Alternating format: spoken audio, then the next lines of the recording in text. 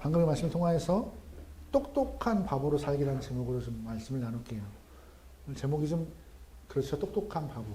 바보는 똑똑하대요. 왜 이렇게 제목을 정했는지 여러분이 말씀을 통하여서 들으면 하고 좀 이해하시면 좋을 것 같아요. 사람은 아니 모든 생명체는요 각자의 바운더리 영역이 있는 것 같습니다. 식물은 뿌리를 뻗고 가지를 이렇게 뻗으면서 자신의 영역을 표시합니다. 동물은 자신의 영역을 표시하기 위해서 소변을 놓기도 하고 또한 나뭇가지에 이렇게 발톱 자국을 내어서 여기는 내 땅이야 라고 이렇게 영역을 표시한다고 합니다. 근데 문제는 이게 영역을 침범하지 않으면 참 평화로워요. 싸움이 없어요. 영역을 침범하는 순간 고요한 평화는 사라지고 싸움이 발생합니다.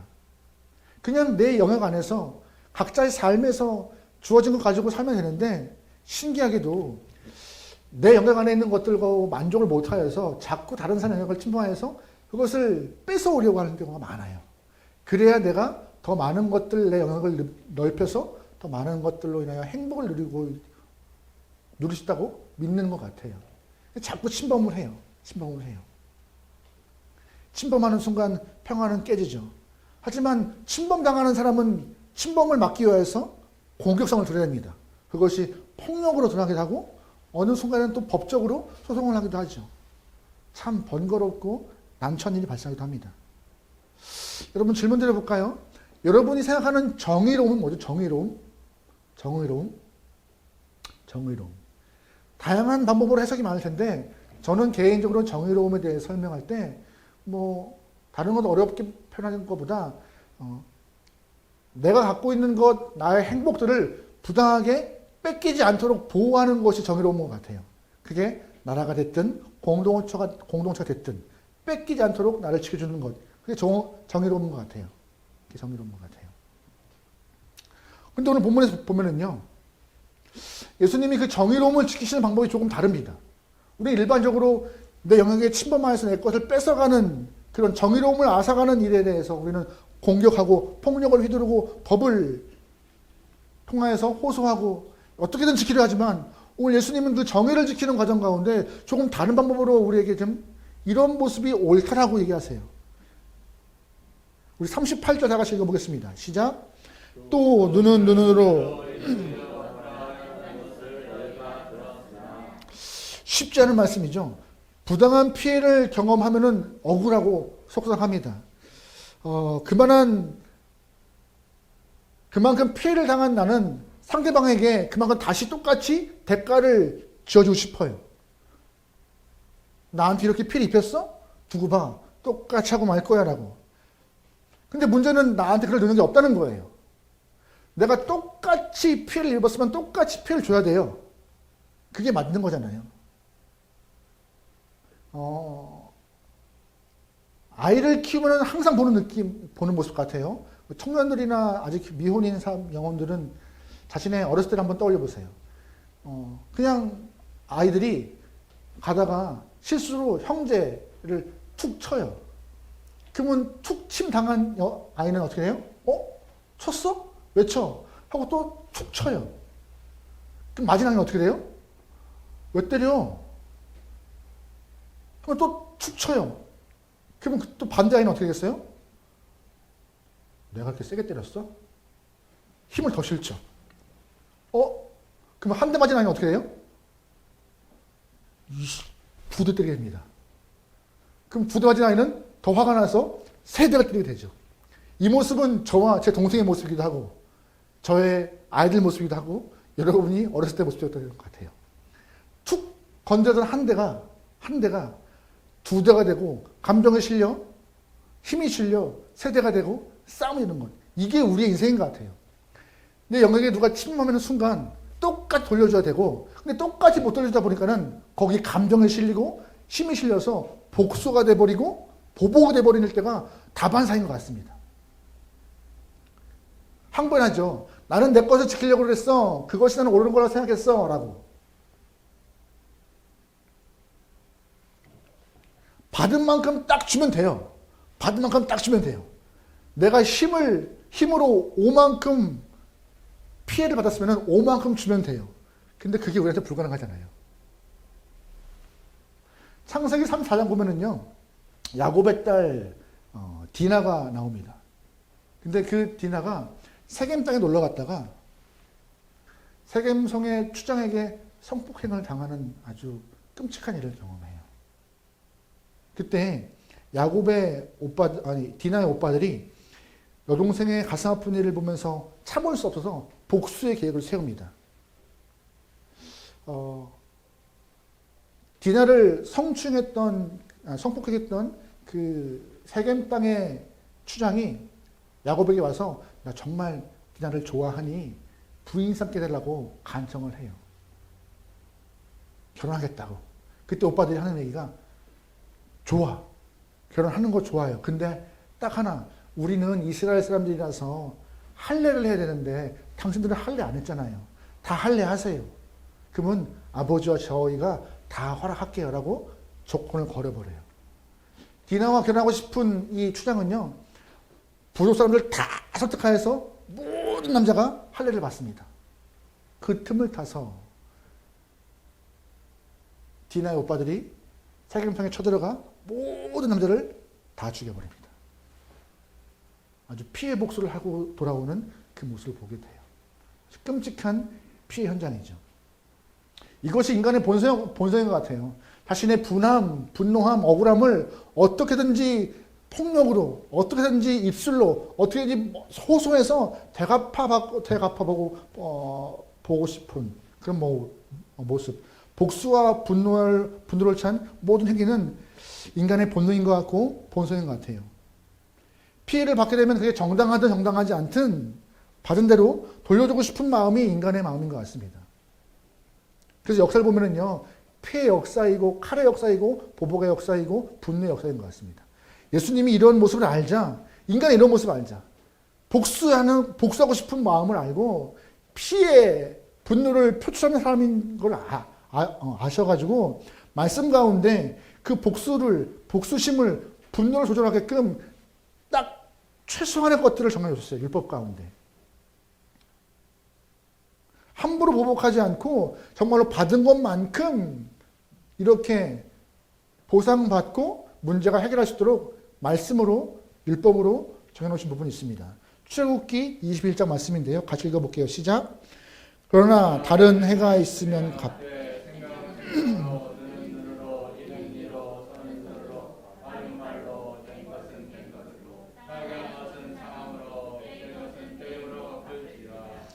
하나님이 하신 말씀이에요. 생명은 생명으로 갚고, 이는 이로 갚고, 눈은 눈으로 갚고, 된 것은 된 것으로 갚고, 딱 받은 것만큼 주라는 말씀이고 하고 계신 거예요.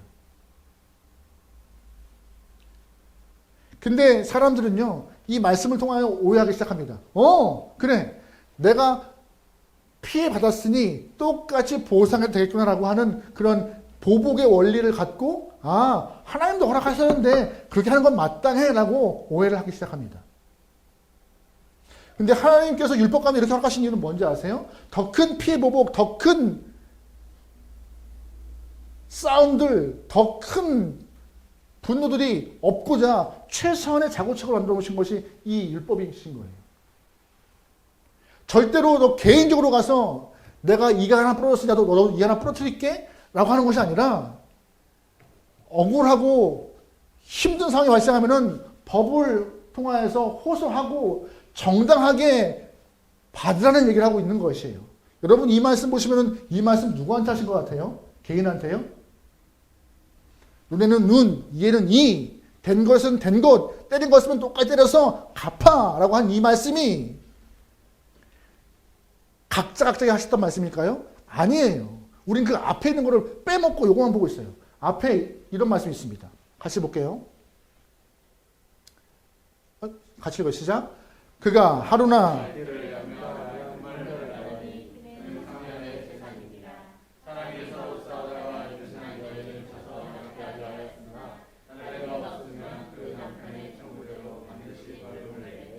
재판장의 판결을 따라 낼 것이라. 그 다음 절은 우리가 읽은 거예요. 그러나 다른 해가 있으면, 그죠? 누구를 향한 말씀인지 아세요? 사람이요? 아니요. 누구요? 재판장이요. 이거는요, 재판하는 사람이 너 다른 것 마음 갖지 말고 그 사람 거 잘 판단해서 눈만큼 그 사람이 피했으면 그렇게 판결을 해라고 재판장이 하는 말씀인데, 우리는 앞에 있는 거 빼먹고 그렇지, 하나님도 갚으라 했지, 대갚으라 했지라고 그렇게 해석을 해버려요. 근데 이 말씀의 오해가 우리만 있냐? 아니었어요. 예수님 당시에 바리새인과 서기관들 또한 이 말씀의 유의를 빼버리고 이것 갚으라는 말만 이해해서 사람들에게 해석해버렸어요. 그러다 보니 보복의 원리를 당연하게 여겼어요. 갚아라, 갚아라, 그만큼만 갚아라라고. 한 번 더 말씀드립니다. 예수님은 그렇게 말씀하신 것이 아니에요. 갚으라가 아니에요. 개인적으로 가서 너희가 다 치고받으라가 아니에요. 정당하게 요구하여서, 재판장에게 요구하여서 평가를 받고 받는 것이 옳다고 하신 말씀입니다. 우리 39절 말씀 읽어볼게요. 시작. 나는 너에게 이르노니 악한 자를 대적하지 말라. 39절 말씀 보면은 이런 표현이 있잖아요. 눈으로 갚으라는 이 말씀이 악한 자를 대적하지 말라라고 예수님 말씀하시는 거예요. 이 대적하지 말라라는 이 뜻은요, 헬라어로 안티스테나이라는 단어인데 복수하다, 안갚하다는 뜻이에요. 즉 예수님은 악한 자에게 대적하지 말라라는 이 부분이 어떻게 해석되어야 되냐면은 결코 개인적으로 그 사람에게 보복이나 복수하지 말라라고 하시는 말씀이에요. 아니 예수님, 이게 무슨 말씀이세요? 내가 피해를 받았는데 어떻게 가만히 있어요? 근데 그 이후에 예수님은 더 우리에게 바보 같은 모습으로 살 것을 요구하십니다. 내가 피해를 경험했는데 바보 같은 모습으로 살아갈 것을, 바보처럼 살기를 원하세요. 그 바보 같은 모습이 무엇이냐? 본문에 세 가지 등장합니다. 39절에 오른뺨을 치거든 어떻게 하래요? 왼뺨을 돌려대라고 말씀하고 있습니다. 질문 드려보죠. 여러분은 오른뺨을 맞기 위해서는 어느 손으로 때려야 되는 건지 아세요? 왼손이요. 근데 이 당시의 사람들은 우리가 오른삽이니까 대부분 오른손으로 딱 치면 왼뺨에 맞는 것이 정상인데, 근데 오늘 본문은 오른뺨이라고 하고 있어요. 그러면 이 얘기는 무슨 말이냐? 오른손으로 왼뺨을 치는 게 아니라 오른손으로 오른손 등으로 이렇게 치는 거예요. 이렇게 일반적으로 이렇게 감정을 해서 친 게 아니라 손등으로 상대방의 오른쪽을. 이 당시에 이렇게 뺨을 치는 게 굉장히 모욕적이고 굉장히 모독하는 행위 중에 하나라고 말하고 있는 것이에요. 이렇게 존중받고 싶고 신뢰받고 싶은 우리지만 뺨을 맞는 것조차도 모독과 모함을 경험하는 그 상황 가운데 예수님은 왼쪽을 또 돌려대면서 그 상황을 넘어가라 하시는 것이에요. 손해보는 바보 같은 모습으로 살라고 계속 언급하세요. 이해가 안 돼요. 왜요, 하나님? 왜 이렇게 명령하시는 거죠? 이뿐인가요? 또 바보같이 살아가는 모습 또 나와요. 40절에 읽어볼게요. 시작. 또 너를 고발하여 속옷을 가지고자 하는 자에게 겉옷까지. 이 본문은 무엇이냐? 고소당하여서 재판장에서 내 속옷까지 다 뺏어갈 만한 그런 상황에 놓인 거예요. 작은 것까지 다, 최소한의 권리를 다 무시당하고 다 가져갈 만한 상황까지 놓이게 된 거예요. 그때 어떻게 되냐? 겉옷까지 주어서 넘어가 버려라라고 하시는 말씀이에요. 이해가 안 돼요. 이 당시 겉옷은요, 이불과 똑같은 거였어요. 출애굽기 22장 보면은요, 어떠한 자가 자기의 겉옷을 전당포에 맡기잖아요. 그럼 전당포 주인은 그 옷 주인이 저녁 때까지 갖고 오지 않으면은 그냥 돌려주래요. 왠지 아세요? 이불이니까. 잘 때 덮고 잘 것이 없으니까. 그렇게 겉옷은 중요한 거였어요. 낮에는 옷이었고 밤에는 추위를 이길 만한 이불이었고. 근데 그 귀한 옷을 예수님은 그냥 줘버리래요. 아주 최소한의 권리마저 빼앗길 위급한 상황에도 예수님은 속옷도 내어주고 겉옷까지 주라 하십니다. 마지막 다주시까지 다 내어주라는 예수님의 말씀이 있으신 거예요. 쉽지 않아요. 또한 본문에서 바보 같은 모습 또 나옵니다. 42절 볼게요. 시작. 또 누구든지 너로 억지로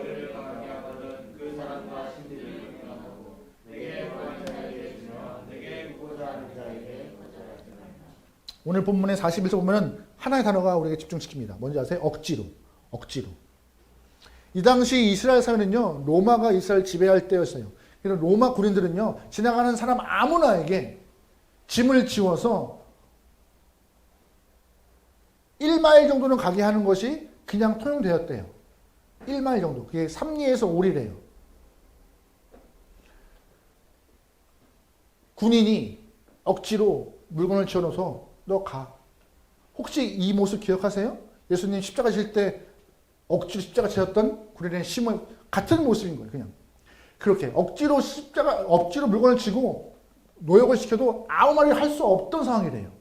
그런데 그런 억지로 내가 하기 싫은 일을 경험해도 심리를 더 가서 그 일을 완수하라고 바보 같은 모습을 또 요구하세요.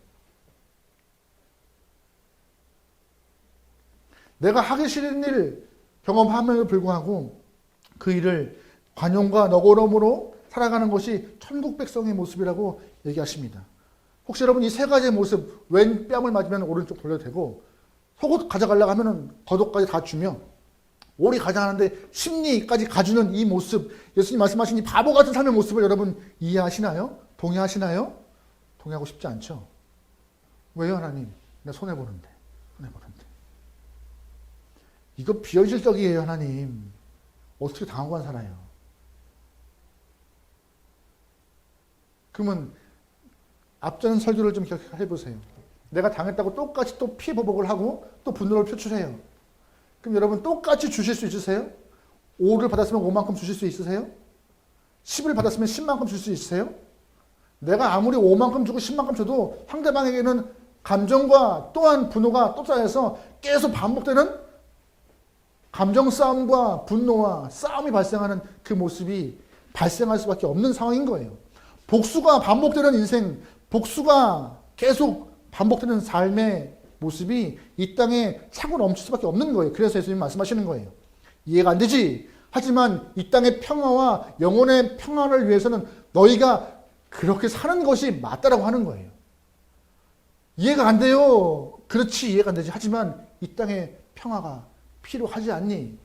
인생 가운데, 영혼 가운데 평화가 필요하지 않니? 그게 너희를 통하여서 멈추기를 원한다라고 하시는 말씀이세요. 받을 만큼 줘야 돼. 나는 복수하고 싶어. 분노하고 싶어. 어떻게 가만히 있어라고 하는 그런 마음들을 너에게서 끝내는 것이 좋다라고.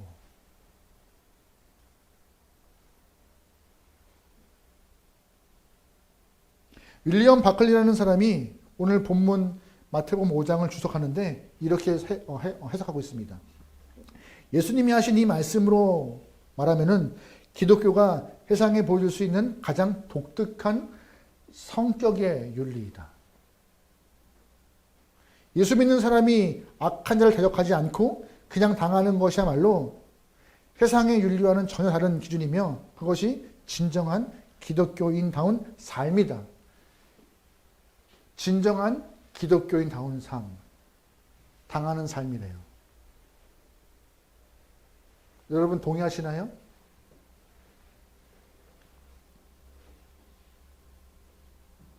여러분 이 말씀 오해하지 않길 소망합니다. 이 말씀은요, 우리가 억울한 일을, 우리가 악을 악을 향하여서 모른 체 하라는 말씀은 아닙니다. 불의와 죄악에 대해서 자세를 움츠리고 피하라는 말씀도 아니에요. 불의에 대해서 환거할 수도 있고 관습을 고치는 모습도 필요해요. 하지만 그 과정 가운데 내 안에 분노가 쌓여서 보복하고자 하는 마음은 필요 없다는 거였어요. 예수님은 그 말씀하고 싶었던 거예요. 이는 이로, 눈은 눈으로 갚아야 하는 그 보복의 마음을 빼버리고 정말 고칠 거는 고치고 악은 수정하고 악법은 바꿔나가는 그런 모습은 좋지만 내 안에 분노를 차서 사람을 향하여서 혹시 기억하세요? 마태복음 5장 가운데 내 안에 불을 품으면 뭐가 된대요? 살인이요. 내 안에 음욕을 품으면 뭐가 된대요? 간음이요. 예수님은 그 말씀을 우리에게 그렇게 살기를 원치 않으시는 거예요. 분을 품으면 살인되는 인생인데 분을 품고 갚는 것이 옳으냐라고. 또 하나, 예수님이 우리에게 이렇게 바보 같은 삶을 원하시는 이유는 딱 하나였어요. 또 하나, 무엇이냐? 첫 번째가 우리를 통하여서 이 땅의 평화와 영혼의 평화를 위해서. 두 번째, 예수님 우리에게 바보가 세상을 원하시는 이유는 무엇이냐? 우리가 사람만 상대하는 영혼이 아니기 때문입니다. 우리는요, 하나님도 상대하는 사람들인 거예요. 하나님도.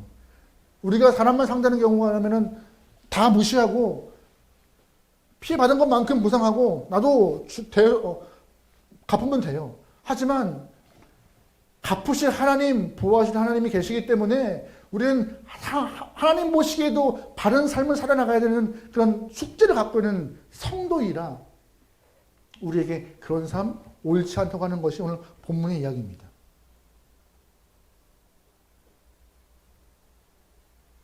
이 이야기를 거듭할수록 참 갸우뚱할 때가 많아요. 하나님, 그러면 내가 두들겨 맞을 때 가만히 있을까요? 그런 말씀 아니에요. 항상 재판에서 지는 게 옳아요, 하나님? 그런 말씀 아니에요. 하나님, 제가 항상 양보하기 위해서 대학교 안 가야 되고 학교에서 꼴등해야 돼요? 그런 말 절대 아니에요. 그런 말 아니에요.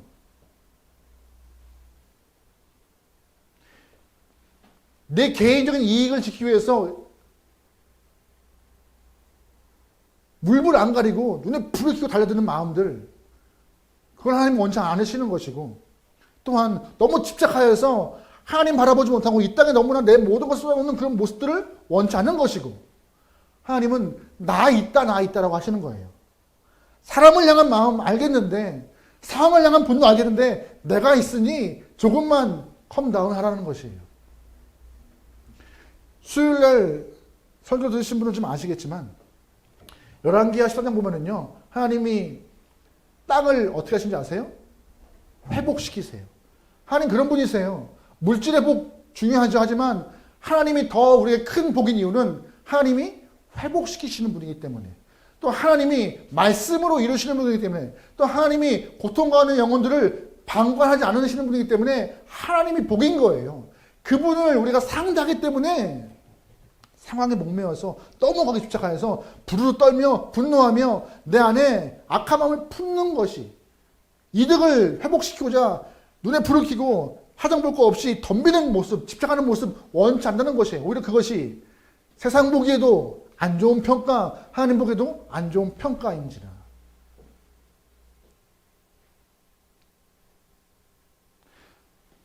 이 말씀 통해 여러분 오해가 없길 소망합니다. 하지만 여러분에게 허락하신 하나님의 은혜가 있음을 기억하세요. 삶에서 여러분 주었던 것들. 여러분 스스로 갚으라는 얘기는 절대 아닙니다. 어떻게 갚으라는 것이에요? 이런 것들이 아버지 앞에 맡기기도 하고, 또한 정당하게 요구하여서 재판을 통하여서, 아니면 정당하게 공평하게 스스로 복수의 마음을 품고 분노를 표현하는 것이 아내에게 소망하는 마음으로 이 말씀이 풀어가는 것이에요. 여러분의 시간들과 삶을 보호하실 의무가 있습니다. 왜요? 청직이기 때문에. 청직이기 때문에. 물질도 보호하셔야 되고, 인생도 보호하시고, 삶도 보호하시지만, 갚으실 주님 기억하시면서 너무 거기에 집착하지 않는 마음을 오늘 본문은 허락하고 있는 것이에요. 설교를 준비하면서 저도 참 어려웠어요. 이걸 참 하나님은 쉽지 않습니다. 쉽지 않습니다. 쉽지 않습니다.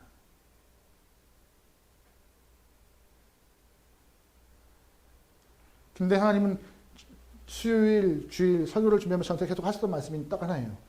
회복의 하나님, 회복의 하나님, 회복의 하나님.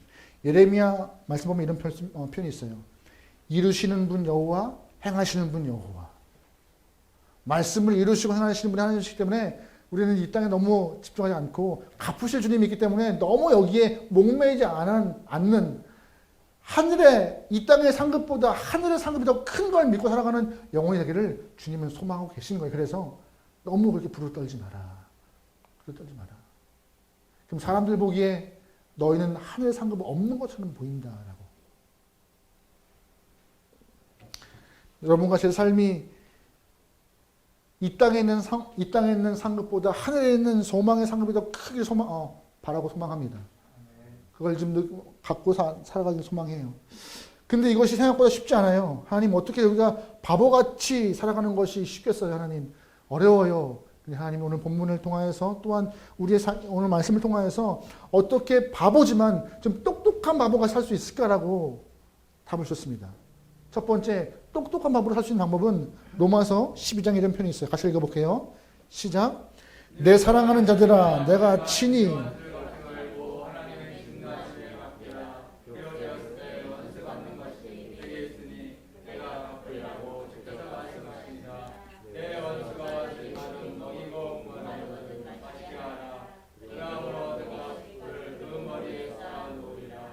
악을 지지 말고. 할렐루야. 누가 갚으신대요? 하나님이요. 첫 번째, 우리가 똑똑한 방법으로 살기 위해서 필요한 것은요, 하나님의 살아계심을 신뢰하는 것입니다. 하나님이 안 계시면요, 여러분 스스로 부활하셔야 되죠. 하나님 안 계시면 여러분 스스로 여러분의 인생을 개척하셔야 되죠. 하지만 중요한 것은 하나님이 존재하시는 그 분께서 내가 갚을 터이니 너의 손 더럽히지 말라 하시는 거예요. 내가 갚을 터이니 너희 여기에 목매지 말라 하시는 거예요. 내가 갚을 터이니 네 안에 분노함을 차오르지 않게 하라는 것이에요. 억울하죠? 하지만 하나님은 그 억울함을 알고 계십니다. 통치하시는 분께서 다 알고 계시는 것이에요. 악한 자가 잘 되는 것 같잖아요. 승승장구하는 것 같고. 하지만 악한 자는 결코 형통하지 않습니다. 왜요? 말씀이 나와 있잖아요. 갚으시리라. 걱정하지 마라. 이 마음을, 이 믿음을 여러분 품으시고 살아가신다면 바보 같은 삶이지만 좀 똑똑한 모습의 바보, 맹한 바보가 아니라 이유 있는 바보가 되지 않을까 생각합니다. 또 하나, 우리가 삶에서 그냥 아무것도 모르는 무조건 손해보는 양보하는 바보가 아니라 좀 더 똑똑한 바보로 살기 위해서 필요한 것은요, 이 모습들을 내가 스스로 행할 수 없으니 하나님의 마음을 품고자 하나님의 마음을 품어서 살겠다고 다짐하고 고백하고 행하는 것입니다. 여러분, 믿음으로 살아가는 게 뭔지 아세요? 믿음으로요? 믿음으로 살아가는 것은요, 내 생각, 내 방법을 내려놓고 성경 안에 있는 이야기를 통하여서 예수의 마음을 품는 것이에요. 예수의 마음을 품는 것. 아, 예수님이 이렇게 살아가셨지라고 품는 것. 갈라디아서 2장 표현에 이런 말씀이 있습니다. 같이 읽어볼게요. 시작. 내가 그리스도와 함께 십자가에 못 박혔나니 그런즉 이제는 내가 사는 것이 아니요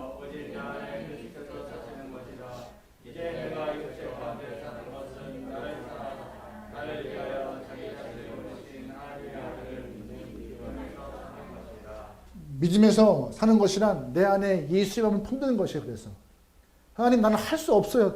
바보 같은 모습 쉽지 않아요. 그렇지, 너는 쉽지 않아. 당연하지, 쉽지 않아. 하지만 예수의 마음을 품고 살아가는 믿음을 갖는 것이 중요한 거야.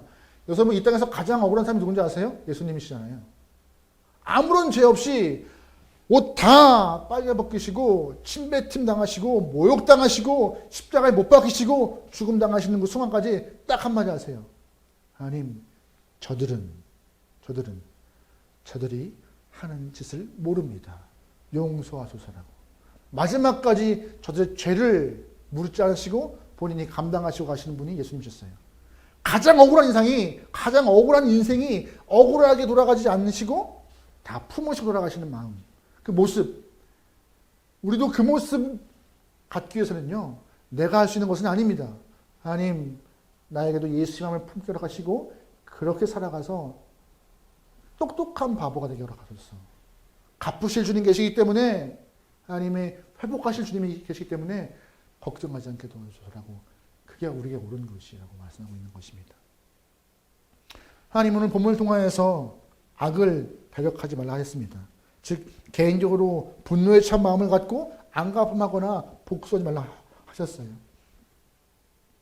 오히려 말씀을 통하여서 빼앗길지라도 바보가 사는 것이 옳다고, 그래야 이 땅 가운데 피해, 분노의 시간들을 다 끊을 수 있다고, 또한 그 모습을 통하여서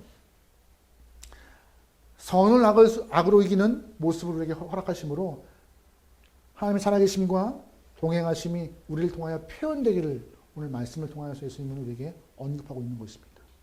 쉽지 않은 이야기입니다. 오늘 이야기하면서 에이, 성경은 성경의 이야기고 나는 그렇게 못 살아. 여러분, 그렇게 말씀하시고 마음 먹지 않기를 소망합니다. 하나님, 예수의 마음을 품고 예수의 살아계심을 신뢰하며 똑똑한 밥으로 한번 살아보겠습니다. 라는 마음.